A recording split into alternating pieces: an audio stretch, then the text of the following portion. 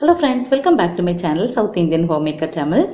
இன்றைக்கி நம்ம கிச்சனை புத்தம் புதுசு போல் எப்போவுமே பளிச்சுன்னு வைக்கிறதுக்கு தேவையான ஒரு 15 வகையான டிப்ஸ் தான் நான் உங்கள் கூட ஷேர் பண்ணியிருப்பேன் இந்த வீடியோவில். இந்த டிப்ஸ் எல்லாமே நான் ரெகுலராக ஃபாலோ பண்ணுற டிப்ஸ் தான்.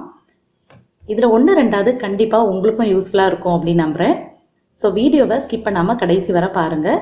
அதுக்கு முன்னாடி நம்ம சேனலை நீங்கள் புதுசாக பார்க்குறீங்க அப்படின்னா கீழே இருக்கிற சப்ஸ்கிரைப் பட்டன் அழுத்தி சப்ஸ்கிரைப் பண்ணிக்கோங்க. கூடவே அந்த பெல் ஐக்கனை கிளிக் பண்ணிக்கோங்க. இப்போ வாங்க வீடியோக்குள்ளே போயிடலாம். டிப் நம்பர் 1, எப்போவுமே கிச்சனில் குக்கிங் ஆரம்பிக்கிறதுக்கு முன்னாடி கவுண்டர் டாப்பில் இந்த மாதிரி ஒரு நியூஸ் பேப்பரை பிரித்து வச்சுக்கோங்க. அதுக்கு மேலே நம்ம ஆனியன் பீல்ஸ் அப்புறம் வெஜிடபிளோட தோல் எல்லாத்தையுமே போட்டு சேகரித்தோம் அப்படின்னா நமக்கு குக்கிங் முடியும் போது இதை அப்படியே ஃபோல்ட் பண்ணி வெளியே போட்டுடலாம். கவுண்டர் டாப்லேயும் எந்த அழுக்கும் ஆகாமல் நீட்டாக இருக்கும். நமக்கு க்ளீன் பண்ணுற வேலையும் மிச்சமாகும். டிப் நம்பர் 2, சமைக்கும் போது வர்ற பாத்திரங்களை உடனுக்குடன் கழுவுனா நமக்கு வேலை ரொம்ப ஈஸியாக முடிஞ்சிடும். காய் வேகிற நேரத்தில் இல்லைன்னா குழம்பு கொதிக்கிற நேரத்தில் கூட நீங்கள் இந்த வேலையை செய்யலாம்.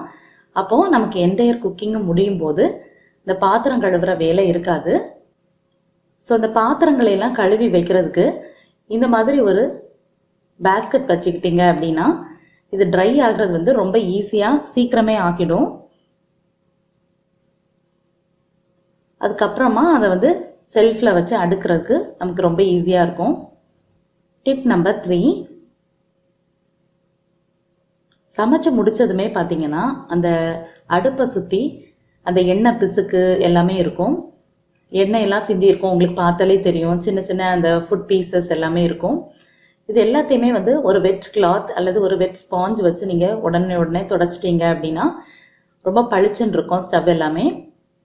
டீப் கிளீனிங் பண்ணும்போதும் நமக்கு ரொம்ப ஈஸியாக இருக்கும். டெய்லி இந்த மாதிரி துடைக்கிறதுக்கு ஒரு 2 minutes தான் ஆகும். ஸ்டவ் சைட் பார்த்தீங்கன்னா நல்லா சுத்தமாக பளிச்சுன்னு இருக்கும். டிப் நம்பர் 4,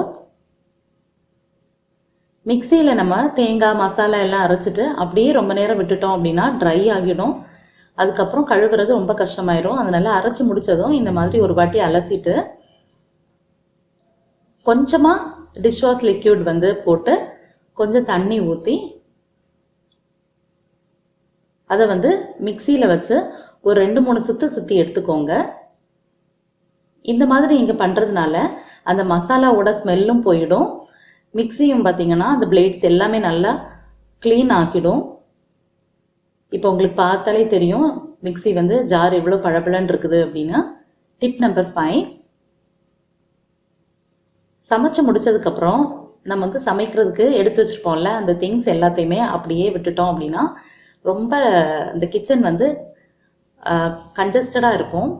இது அந்தந்த இடத்துல உடனே ஒதுக்கி வச்சிட்டோம் அப்படின்னா நம்ம கவுண்டர் டாப்பில் நல்ல ஸ்பேஸ் இருக்கும், பார்க்கவும் நீட்டாக இருக்கும். டிப் நம்பர் 6,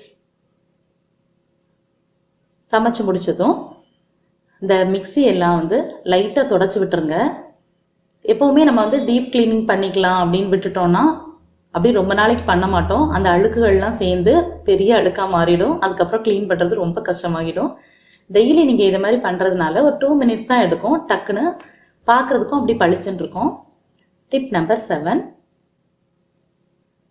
இந்த எண்ணெய் பாட்டில்ஸ் எல்லாம் நம்ம ஸ்டோர் பண்ணுறது டைரெக்டாக கவுண்டர் டாப்பில் எப்போவுமே வைக்காதீங்க. அந்த இடம் அப்படியே எண்ணெய் பட்டு பிசுக்கு பிடிச்சிரும். அதுக்கப்புறம் அதை க்ளீன் பண்ணுறது ரொம்ப கஷ்டமாகிடும். இந்த மாதிரி ஒரு ஸ்டாண்ட்லேயோ இல்லைனா உங்கள் வீட்டில் என்ன அவைலபிளாக இருக்கோ பிளேட்ஸ் ஏதாவது ஒன்றில் வச்சு நம்ம ஸ்டோர் பண்ணோன்னா பார்க்கவும் ஆர்கனைஸ்டாக இருக்கும், நீட்டாகவும் இருக்கும்.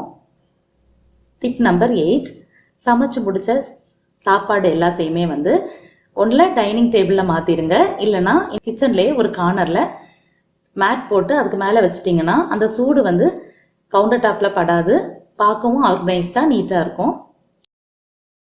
டிப் நம்பர் 9,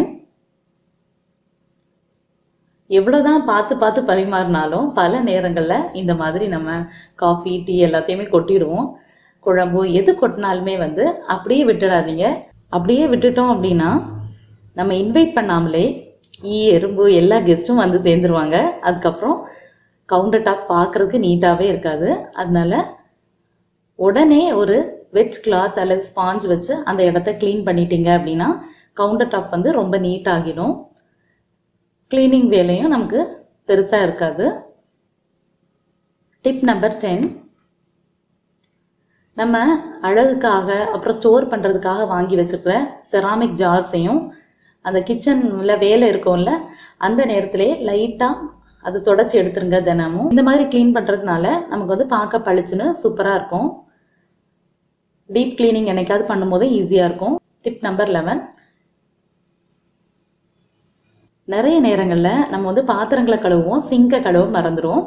ஸோ பாத்திரம் கழுவி முடிஞ்சதும் இந்த மாதிரி சிங்கை வந்து நல்லா ஒரு வாட்டி கழுவிடுங்க ஸ்க்ரப்பர் போட்டு. அப்போ வந்து சிங்க் நல்லா நீட்டாக பளிச்சுன்னு இருக்கும். ரொம்ப நாள் நம்ம கழுவாமல் விட்டுட்டோம் அப்படின்னா அந்த கரை எல்லாமே பிடிச்சிரும். அதுக்கப்புறம் சிங்க் வந்து புதுசு மாதிரியே இருக்காது. சிங்கை வந்து எப்படி அழகாக நீட்டாக வச்சுக்கிறது அப்படின்னு நான் ஆல்ரெடி ஒரு வீடியோ போட்டிருப்பேன். நீங்கள் ஏற்கனவே வீடியோ பார்க்கலன்னா கீழே டிஸ்கிரிப்ஷனில் லிங்க் கொடுக்குறேன், நீங்கள் வந்து செக் பண்ணிக்கோங்க. அடுத்தது டிப் நம்பர் 12, சிங்க் ஏரியா வந்து எப்போவுமே தண்ணி பட்டுட்டு தண்ணியோடவே தான் இருக்கும். அதனால அதில் நம்ம ஸ்லிப் ஆகி விழுறதுக்கு கூட சான்ஸ் இருக்குது. சிங்க் ஏரியாவுக்கு கீழே வந்து ஒரு மேட் வச்சுக்கோங்க.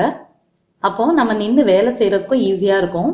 அதோட தண்ணி ஏதாவது பட்டாலும் அது வந்து உறிஞ்சிடும். நம்ம வந்து ஸ்லிப் ஆக மாட்டோம், பார்க்கவும் கிச்சன் நீட்டாக இருக்கும். டிப் நம்பர் 13,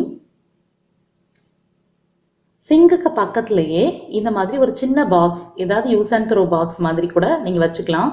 அதில் வந்து நமக்கு வரக்கூடிய பேப்பர்ஸ், மற்ற வேஸ்ட்டுகள், சமைக்கும் போது வர்ற வேஸ்ட் எல்லாத்தையுமே அதில் வந்து ஸ்டோர் பண்ணிக்கோங்க. அதுக்கப்புறமா நம்ம வந்து கிச்சனில் குக்கிங் எல்லாம் முடிஞ்சதுக்கப்புறம் அதை வந்து வேஸ்ட்டில் போட்டுடலாம். இப்படி போடுறதுனால நமக்கு வந்து அந்த கவுண்டர் டாப் ஏரியா எப்போவும் நீட்டாகவே இருக்கும். டிப் நம்பர் 14,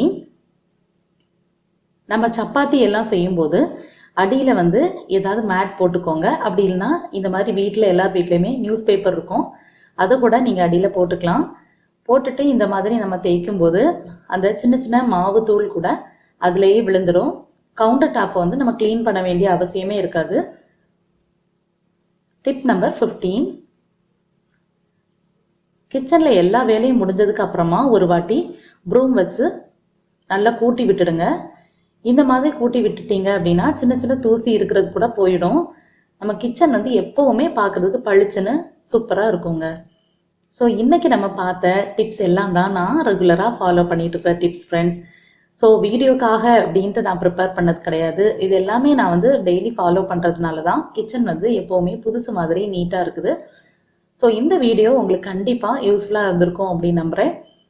ஸோ எத்தனை பேருக்கு இந்த வீடியோ யூஸ்ஃபுல்லாக இருந்துச்சு அப்படின்னு நினைக்கிறீங்களோ மறக்காமல் என்னோட வீடியோவுக்கு ஒரு லைக் கொடுங்க. சேனலுக்கு மறக்காமல் சப்ஸ்கிரைப் பண்ணிக்கோங்க. உங்களோட ஃப்ரெண்ட்ஸ் அண்ட் ஃபேமிலி கூட இந்த வீடியோவை மறக்காமல் ஷேர் பண்ணிக்கோங்க. இன்னும் நல்ல வீடியோவில் உங்கள் எல்லாரும் மீட் பண்ணுறேன். தேங்க்ஸ் ஃபார் வாட்சிங் ஃப்ரெண்ட்ஸ். பாய்.